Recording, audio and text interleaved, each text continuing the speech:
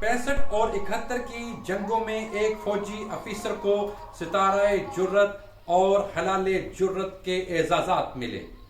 کہا جاتا ہے کہ 65 کی جنگ میں وہ اکیلے ہی بھارتی ایک کمپنی کو پاکستان لے آئے تھے۔ یہ افیسر ترقی کرتے کرتے میجر جنرل کے عہدے تک پہنچے، لیکن جب ذوالفقار علی بھٹو کو پھانسی کی سزا دی گئی تو انہوں نے احتجاجاً یہ دونوں تمغے اور فوجی اعزازات پاک فوج کو واپس کر دیے۔ پاک فوج کو چھوڑنے کے بعد بھی ان کا سوویت افغان جنگ میں بہت بڑا کردار رہا۔ 1993 میں محترمہ بینظیر بھٹو جب وزیر اعظم بنی تو یہ ان کے وزیر داخلہ بنے۔ یہ تھے جنرل نصیر اللہ بابر۔ نصیر اللہ بابر اور ملا عمر میں کیا تعلق تھا؟ کیا افغان طالبان کو پاکستان نے بنایا تھا یا اس میں ملٹی نیشنل کمپنیز بھی شامل تھیں؟ 1995 میں جب امریکہ پاکستان کو دہشت گرد قرار دینے کے قریب تھا تو محترمہ بینظیر بھٹو نے کس طرح پاکستان کو دہشت گرد ملک قرار دلوانے سے روکا، اور 30 ٹرکوں والی کہانی کیا تھی، یہ سب ہم آپ کو اس قسط میں بتائیں گے۔ میں ہوں تنویر احمد چودھری اور آپ دیکھ رہے ہیں سچ جانو کی 30ویں قسط۔ افغانستان سے روسی فوج کا آخری قافلہ 15 فروری 89 کو دریائے آمو پار کر کے واپس روس چلا گیا، لیکن اپنے پیچھے ایک تباہی اور بربادی کی بہت بڑی داستان چھوڑ گیا۔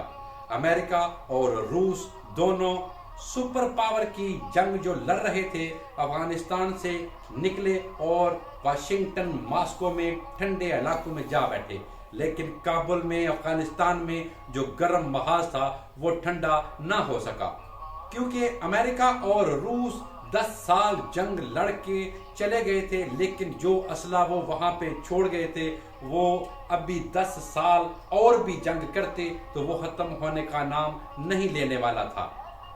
ایسے حالات میں پاکستان اور سعودی عرب نے افغانستان کے بہت بڑے بڑے جو حکمران تھے ان کو سعودی عرب مکہ مکرمہ میں بلایا اور مکہ مکرمہ میں ایک معاہدہ کیا کہ افغانستان کے جو حکمران آپسی لڑائیاں لڑ رہے ہیں وہ ختم کر دیں گے، اور روس کا جو بحری اسلحہ ہے، نقصان دینے والا بہت بڑا بڑا اسلحہ، وہ واپس کر دیں گے، لیکن ایسا نہ ہو سکا۔ اس کی وجہ پشتون اور تاجک گروہ کی پرانی دشمنیاں تھیں، جس میں 2 گروہ نمایاں تھے۔ تاجک کمانڈرز میں فرحان الدین ربانی اور ان کے وزیر دفاع احمد شاہ مسعود تھے، جبکہ پشتونوں کے قائد گلبدین حکمت یار تھے۔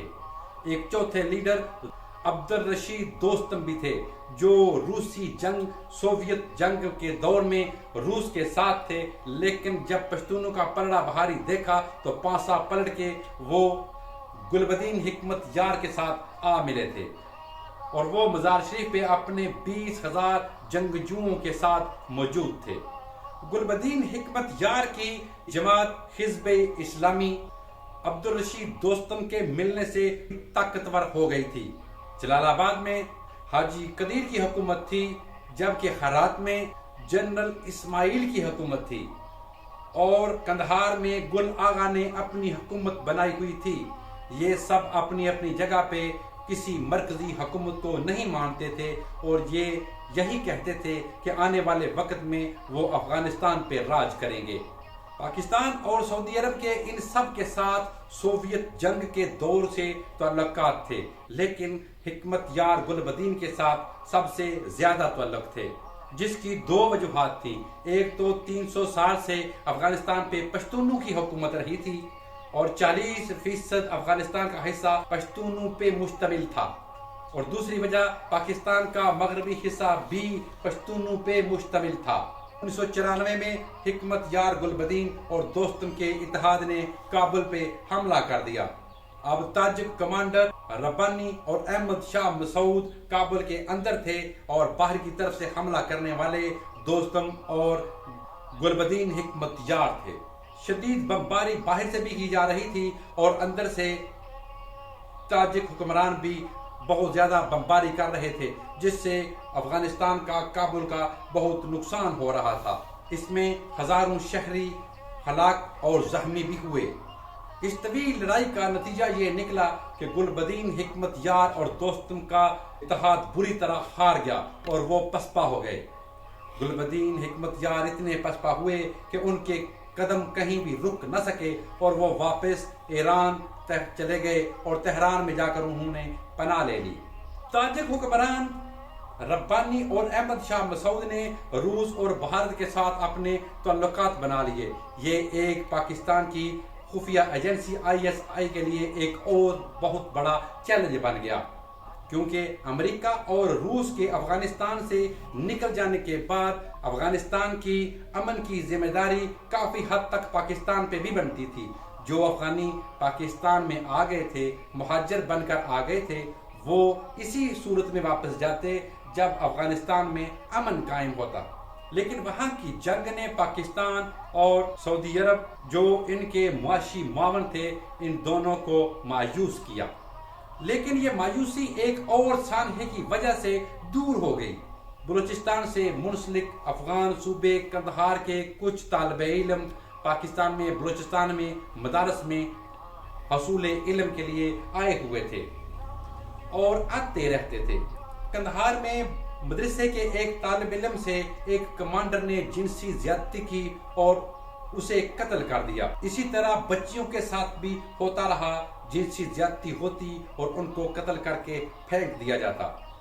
یہ سب پورے افغانستان میں ہو رہا تھا، لیکن قندھار میں اس کی صورتحال زیادہ خطرناک تھی۔ جو طالب علم افغانستان سے حصول علم کے لیے پاکستان صوبہ بلوچستان میں آئے ہوئے تھے، وہ جن مدارس میں تعلیم حاصل کرتے تھے وہ مدارس تھے مولانا فضل الرحمان کے، اور مولانا فضل الرحمان کے مدارس میں علم حاصل کرنے والے طالب علم افغانستان کی صورتحال پہ پریشان رہتے تھے۔ ان مدارس میں علم حاصل کرنے والے طالب علموں نے 4 دفعہ روسی گولیوں سے زخمی ہونے والے ایک غیر معروف شخص کو اپنا لیڈر مان لیا۔ لیڈر بنانے والے یہ طالب علم خود کو طالبان کہتے تھے اور جس کو لیڈر مانا وہ ایک 39 سالہ شخص تھا جس کا نام تھا ملا محمد عمر۔ ملا محمد عمر نے اور طالب علموں نے اس زیادتی کرنے والے کمانڈر کے گارڈز کو ساتھ ملایا اور اس کمانڈر کو قتل کر دیا۔ مقتول کمانڈر کے پاس روس کا چھوڑا ہوا، چھپایا ہوا بہت زیادہ اسلحہ تھا جو طالبان نے اپنے قبضے میں لے لیا، اور اس وجہ سے طالبان کی طاقت دگنی ہو گئی۔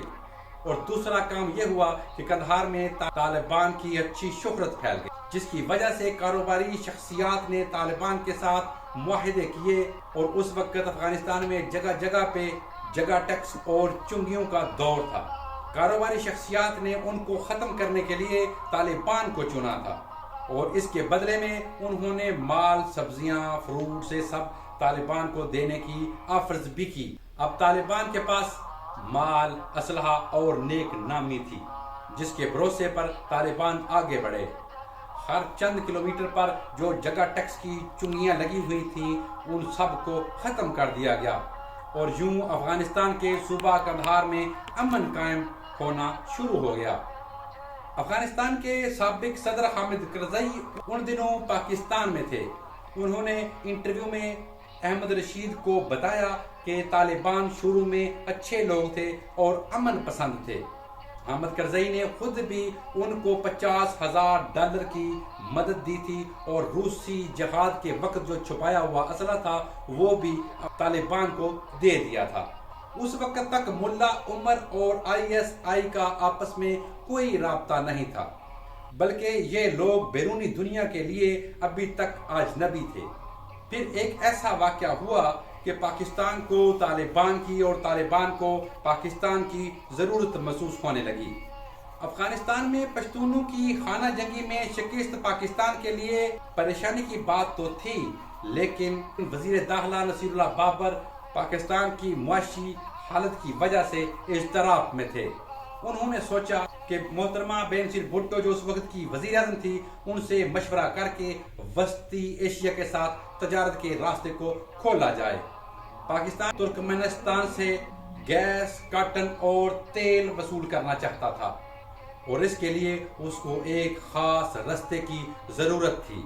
लेकिन रास्ते में अफगानिस्तान में डाके, बदमाशियां, गुंडागर्दियां ये सब कुछ मौजूद था, इसलिए पाकिस्तान डर रहा था। ट्राई के तौर पर पाकिस्तान ने तुर्कमेनिस्तान से 30 ट्रकों की एक कॉटन की खेप मंगवाई और वही हुआ जिसका डर था। रास्ते में कुछ गुंडों ने, डाकुओं ने उसको लूट लिया और पाकिस्तानी ट्रक ड्राइवर्स गायब कर दिए गए, कैद कर दिए गए। न ड्राइवर मिले, न ट्रक मिले, न कॉटन पहुंची। अब इसका हल एक ऐसे फर्द के पास था जो पीपल्स पार्टी का इत्तेहादी था, चेयरमैन खारजा कमेटी ऑफ पाकिस्तान था और जमीयत तलबा इस्लाम का चेयरमैन था, सरबराह था, और ये थे जनाब मोहतरम मौलाना फजलुर रहमान साहब। मौलाना फजलुर रहमान के मदारस में तालिबान का आना जाना लगा रहता था और इस बात की खबर वजीर दाखिला नसीरुल्लाह बाबर को हो चुकी थी। वजीर दाखिला नसीरुल्लाह बाबर ने ISI के जरिए तालिबान से राब्ता किया क्योंकि पाकिस्तान को तालिबान की ज़रूरत महसूस हुई थी और तालिबान ने भी सोचा कि इस तरह अगर पाकिस्तान की मदद की जाए तो एक इत्तेहादी हुकूमत उनके साथ हो जाएगी। इसलिए तालिबान ने पाकिस्तान की मदद करने का सोच लिया, फैसला कर लिया। तालिबान ने कमांडोज का एक यूनिट तश्कील दिया और उस यूनिट ने वो 30 ट्रकों वाले ग्रोह को जिन्होंने रोका था उनका सुराग लगाया और उनसे उनकी बहुत बड़ी लड़ाई हुई। लड़ाई के बदले में वो काफिला मारा गया, तालिबान जीत गए, 30 ट्रकों वाली खेप पाकिस्तान को मिल गई। ये तालिबान का पाकिस्तान के साथ पहला राब्ता था। इसके बाद तालिबान को पाकिस्तान और सऊदी अरब से मदद मिलना शुरू हो गई। सऊदी अरब ने तालिबान को अल-कायदा में शामिल होने से, दाखिल होने से भी नहीं रोका और यूं उस खेल का आगाज हुआ जो 9/11 के सानहे तक चला गया। सऊदी ग्रुप, अल-कायदा की मदद मिली, पाकिस्तान की सपोर्ट मिली तो उनके हौसले और ज्यादा बुलंद हो गए। 1994 की सर्दियों से पहले तालिबान ने कंधार पे कब्जा कर लिया। सितंबर 1995 में तुर्कमेनिस्तान के साथ मुंसलिक सूबा हराक पे भी कब्जा कर लिया। यूं 2 सूबे कंट्रोल में आने के साथ पाकिस्तान का तजारती रास्ता साफ हो चुका था। अब पाकिस्तान वस्ती एशिया के साथ खुलकर तजारत कर सकता था। हराक के कब्जा के ठीक 1 साल बाद मोहतरमा बेनजीर भुट्टो के दौरे हुकूमत में ही तालिबान ने काबुल पे हमला कर दिया और इस बार अहमद शाह मसूद की फोर्सेस नाकाम हुई और तालिबान एक फातेह की तरह दाखिल हो गए। लेकिन यहाँ सवाल ये पैदा होता है कि अहमद शाह मसूद, जिनको बैरूनी ताकतें भी हासिल थीं, वो इतनी जल्दी इतने कमजोर कैसे हो गए? इसकी 2 वजूहात हैं। एक तो ये कि तालिबान पश्तून थे और पश्तूनों की ही हुकूमत चाहते थे, और दूसरा ये कि तालिबान को पाकिस्तान और सऊदी अरब की ही नहीं बल्कि अमेरिका की भी मदद हासिल थी। अमेरिका की हमायत सीधा साधा बिजनेस था। वो इस तरह कि पाकिस्तान, अफगानिस्तान और तुर्कमेनिस्तान में एक गैस पाइपलाइन का मंसूबा शुरू होने जा रहा था जिसका ठेका अमेरिकी company union oil of California के पास था। ये इदारा सिर्फ तजारती इदारा ही नहीं था और ये मंसूबा अरबों डॉलर का मंसूबा था। ये एजेंसी अमेरिका की आलाकार भी थी। इसमें अमेरिका के और अमेरिकन फौज के खुफिया एहलकार काम करते थे।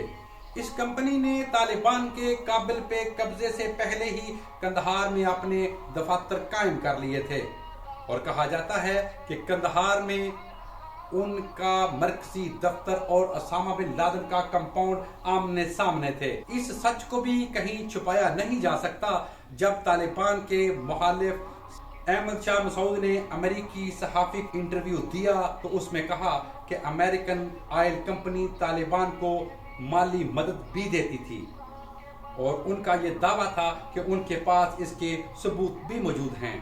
एक और सच ये भी है कि 90 की दहाई में पाकिस्तान में अमेरिकी सफीर रॉबर्ट आकले थे जो रिटायरमेंट के बाद इसी कंपनी में एडवाइजर बन गए। امریکہ کے ساتھ القاعدہ اور طالبان کے تعلقات خراب ہونے کی وجہ سے یہ پائپ لائن والا منصوبہ آگے نہ بڑھ سکا اور یہ ڈیل کینسل ہو گئی۔ لیکن 9/11 کے سانحے کے بعد اسی کمپنی کے چیف ایک افغانستان کے صدر بنے اور وہ صدر تھے حامد کرزئی۔ آپ اسے اتفاق بھی کہہ سکتے ہیں یا بزنس بھی کہہ سکتے ہیں۔